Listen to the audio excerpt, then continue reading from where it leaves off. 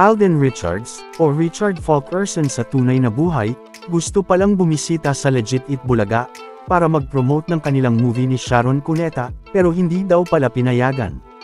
TVJ, naiintindihan kung bakit hindi nakasama si Alden, at walang problema kung mag-promote siya sa mga noontime show ng GMA. Gaya ng pagbisita niya noon sa It's Showtime. Welcome back mga ka-highlights. Bago tayo magpatuloy ay maaaring mag-subscribe at i-click ang notification bell para updated kayo sa mga susunod pang videos, at paki-like na rin ang video, share at mag-comment na rin. Maraming salamat po. Yan nga ang tila, pagbubunyag ni megastar Sharon Cuneta, sa Legit It Bulaga, December 15, 2023 matapos niyang mag-guest dito, para mag-promote ng movie nila ni Alden na Family of Two, A Mother and Son Story, at para na rin maglaro ng Perifee. Matatandaang, una nang bumisita si Alden sa It's Showtime, kasama si megastar Sharon Cuneta, noong December 4, 2023. Na napag-usapan na rin natin noon. At matatandaan din namang, bumalik si Alden noon sa It Bulaga, noong March 11, 2023, bago mag-resign ng TVJ, at ang lahat ng mga Dabark ads sa Tape Incorporated, noong May 31, 2023. Matatandaan din, sa pagbisita noon ni Beauty Gonzales sa Legit It Bulaga, para mag-promote ng kanilang movie na Kampon, na kasalukuyang may teleserye sa hapon sa GMA, na Stolen Life. Ay marami ang nag-comment noon sa livestream ng TVJ YouTube channel, na kung nakapag-promote si Beauty Gonzales, ay bakit si Alden ay hindi.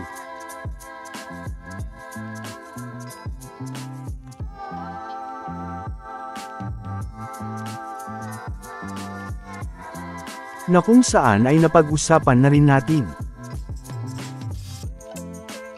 Matatandaang, bumisita na rin noon si megastar Sharon Cuneta, sa Legit It Bulaga, noong July 1, 2023, ang unang araw ng Legit Dabark ads na mapanood sa TV5.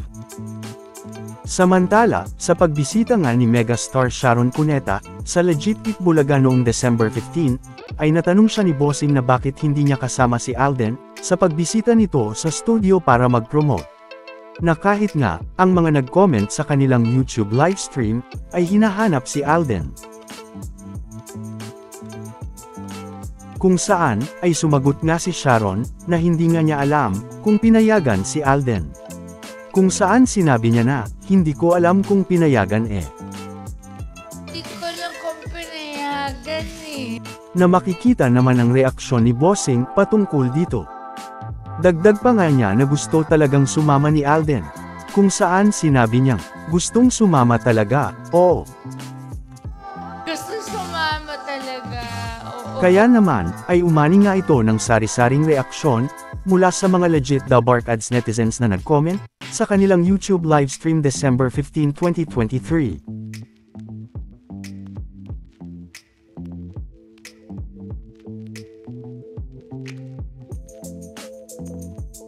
Matatandaang, sa pahayag noon ng TVJ sa kanilang presscon, noong December 6, 2023, ay natanong ang reaksyon ng TVJ, sa pagbisita ni Alden sa It's Showtime, para mag-promote ng kanilang movie ni Sharon.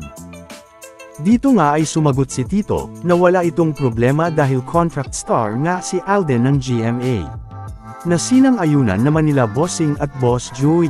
Ayon pa rin kay Tito Soto ay, walang problema, dapat nga mag-promote sila sa lahat. Hanggat maaari di ba, walang problema yon.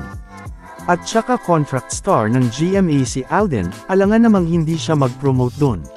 Na tila, sagot na rin ng TVJ sa hindi pagsama ni Alden, sa pagbisita ni Sharon sa Legit It Bulaga. Dahil nga, contract star si Alden ng GMA. Sabi tuloy ng ilang comments ay,